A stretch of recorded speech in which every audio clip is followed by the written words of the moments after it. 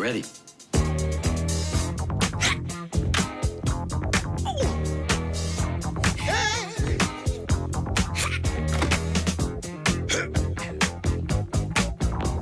All right. Hello, Gemma, how are you doing? I'm pretty good. How are you? Oh, fine, good. So thank you for letting us interview you. That's really cool. It's a pleasure. That's a nice gesture. Hablando un poco de tu carrera en España, ¿cómo fue?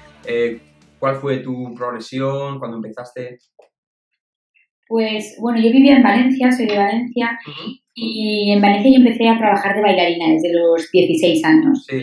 Lo que pasa que, bueno, luego conseguí un papel muy cortito en una serie valenciana que se llamaba Negocios de Familia. Sí. Y la verdad es que me encantó la experiencia. Además, mi hermano también era actor y mi hermano se acababa de mudar a Madrid para estudiar también interpretación. Y después de hacer este capítulo en esta serie, dije, pues mira, yo también lo quiero hacer. Así que me fui a Madrid con él, empecé a estudiar interpretación a la vez que trabajaba de bailarina, hasta que hice una película con la directora Marina Navarro. Sí. Se empezó a distribuir en Estados Unidos y en Sudamérica. Entonces, claro, esto fue una buena oportunidad para poder conseguir el visado de artista para venir a Estados Unidos. Qué bueno. Porque se vendía pues en los grandes almacenes de aquí como el Corte Inglés en España, pues lo mismo aquí, pues la película se empezó a vender, estaba en cable, en televisión, la gente la podía comprar. Entonces, pues mira, en España me sentía muy frustrada por ser actriz. Sí. Y así ya no estaba triste preguntándome por qué quería ser actriz, por qué no trabajaba de enfermera y me olvidaba de problemas, porque trabajo de enfermera tenía en aquel entonces. Qué bueno. Y yo creo que cuando tienes algo en la cabeza que sabes que va a pasar o que sabes que va a ir bien, va bien. Está claro. Es lo que tú crees. Si tú crees que va a pasar de una manera, va a pasar de esa manera. Eso ya es un poco pensamiento americano que te estás contagiando, ¿no? Bueno, ya tenía este pensamiento antes de venirme aquí, pero aquí lo he soportado más, porque aquí es verdad que la parte espiritual está mucho más desarrollada que en España. Mucho. Tu trabajo de hace un mes, básicamente, corrígeme si estoy equivocado, con George Clooney, Danny DeVito, como decimos aquí. Cuéntanos cómo salió eso y cómo fue la experiencia, de qué se trata. Pues bueno, fui a la audición, yo no tenía ni idea para qué era la audición. Mi agente de baile me llamó, me dijo que había una audición, que buscaba una bailarina de tango y bueno, pues yo fui y la verdad es que cuando son audiciones grandes o para compañías conocidas, normalmente no te pone qué compañía es, simplemente te pone Coffee Product and that's it. Entonces, bueno, yo ni pensé que podría ser de Nespresso. La verdad es que ni lo pensé. Yo fui a la audición y ya está. La audición me salió muy bien. Me hicieron hacer que pretendiera que estaba enseñando a alguien a bailar tango. Como que me pisaba, yo me enfadaba. ¿Sabes? Nada, un poco pretendar. Y bueno, al día siguiente me llamó mi agente y me dijeron que me habían dado el callback, que es cuando vas a la segunda audición. Entonces éramos como 10 chicas y claro, yo veía allí chicas que conozco, que son bailarinas y que bailan estupendamente. Entonces yo estaba un poco whatever, ¿sabes? Porque yo bailo tango, aunque el tango no es mi especialidad. Sí. Entonces yo decía, bueno, seguro que aquí hay chicas que bailan tango mejor que yo, o sea que da igual, yo hago la audición y me voy. Y la verdad es que hay veces que cuando más igual te da una audición, que menos pressure you have, is when you get it. Then you are more natural, right? Yes, and you get it because you don't care, so it's like, okay, what do you want me to do? Okay, this, you do it. And then are those auditions the ones that you booked? Yeah, that's awesome. Sí, hice el callback y entonces pues me llamó la gente, me dijo que estaba en una bail, que es cuando están entre tú y otra chica. Oh my God. So at that point, you didn't know that what was going on? I didn't know. It was for me just a commercial, national commercial, that's it. So I spent the whole weekend thinking, oh, I'm on a bail. Will I get it? I want. So yes, and Monday she called me and my agent was so serious, like, hi Gemma, good morning. I was like, okay, she's gonna tell me I'm sorry, but you didn't book it. And then she's like, how are you? I was like, I'm good, I'm having a coffee, blah, blah, blah. And then she began like screaming, Gemma, you booked the commercial. Also, it was my second audition with this agent, so she was so happy because usually, you know, it gets you like more time to get a job. Mm-hmm. So it's my second audition with them, and it's a huge agency. So for her and also for me, it was like, oh, great, because I booked a great commercial with. So she was so happy, and I was so happy. And then she told me, but this is not the best news. You want to know the best news? I was like, yes, of course. And then she told me, who are you gonna be dancing tango? And at that moment, all my body was shaking. I was like, were you sitting down or were you standing? I was sitting down. Oh, okay, cool. Having a breakfast. I was like, and then she told me George Clooney and Danny DeVito, but I didn't get Danny DeVito because I was so excited with George Clooney that I didn't hear the next one. So I was like, what? And she was like, yes, it's for Nespresso. I was like, for Nespresso, in Spain, Nespresso commercials are so big. So for me, it was like, oh my God, I can't believe it. So she was so happy. And then, we finished talking and I began crying. I was like, oh my God, I can't believe it. Yeah, because it was like your dream come true, right? Yes, and also not because like, oh, you're working, not because of the fact that you are working with George Clooney, that also come on, George Clooney. No, but it doesn't matter if it's George Clooney, Brad Pitt, or another one. Yeah. The thing is, at that moment is when you feel that all what you did, all the bad that all the sad parts, all the effort, all the hard things of being here, far from your family, it's when you get the reward. It's when, that's why I'm here and I've been through all this to get this. Yeah, it really. That's when you realize that it really pays off, right? All the effort.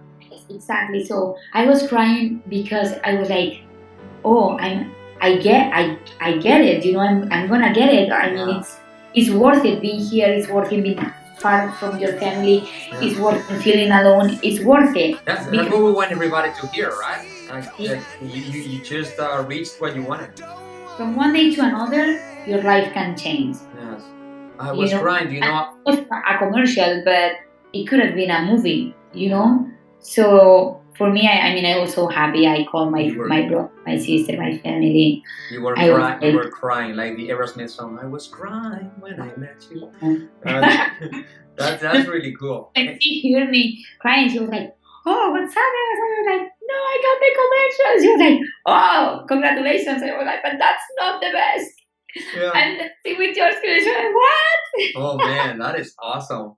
So Ben, tell us about the actual shooting, the recording. How long did it take? It was one day. It was a couple of days. Yeah, it was one day. I mean, no, they were shooting the commercial for 2-3 days. My day was the last one, and I mean, all the scenes you can see in the commercial are really short.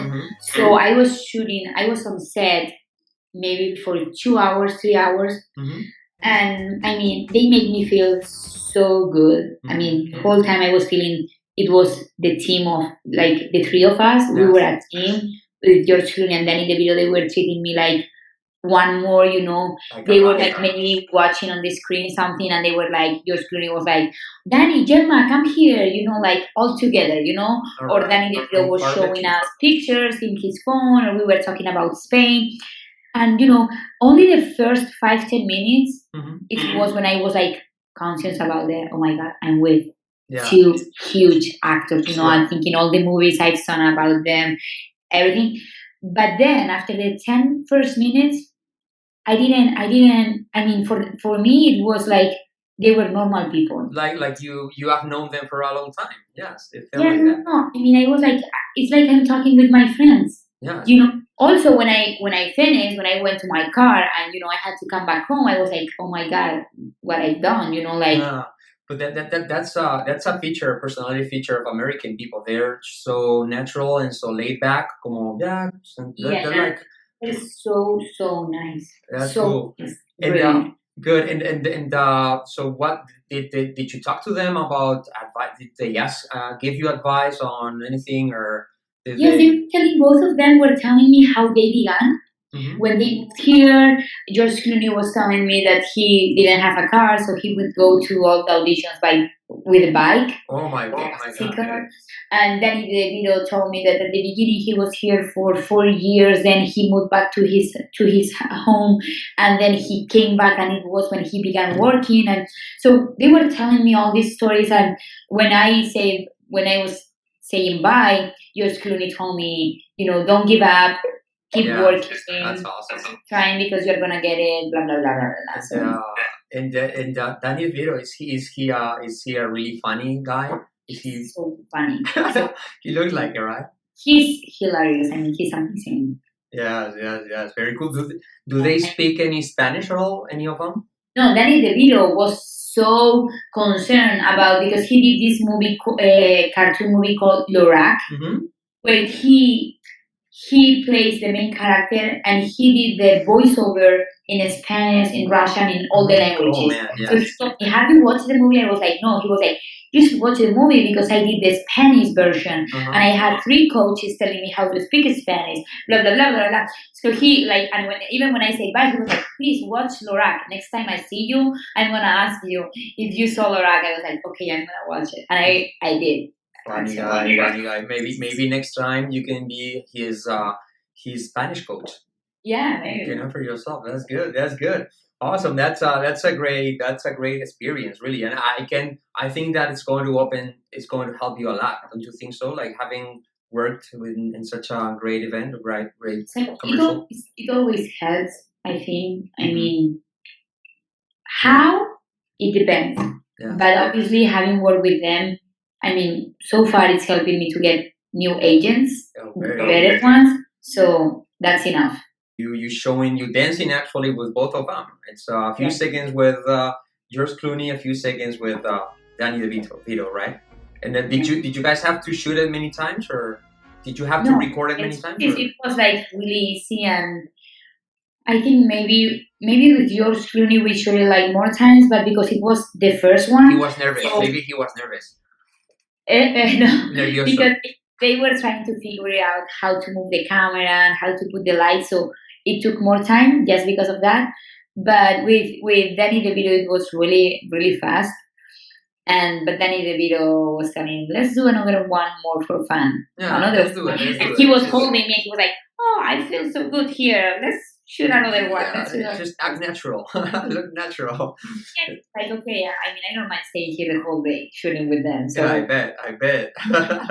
For me, it was really short, so the experience, but it was great. That's very cool, very cool. Ya te dije además que pusieras mi teléfono en tu agenda al lado de George Clooney, a ver si me contagia algo. No tengo su teléfono. Oh, man. Bueno, más que nada era, digo, a ver si me ponías al lado, a ver si te confundías alguna vez o algo, pero no lo tienes. Oh my God.